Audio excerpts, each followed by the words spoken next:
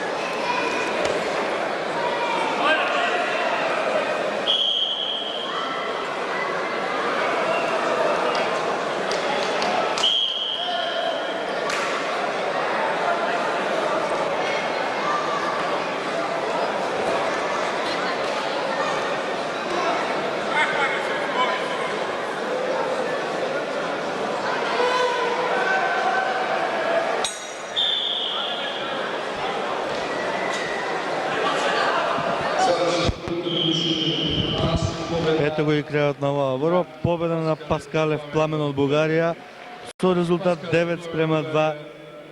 Значи нашиот репрезентативец Липик Димитар ја изгуби оваа борба.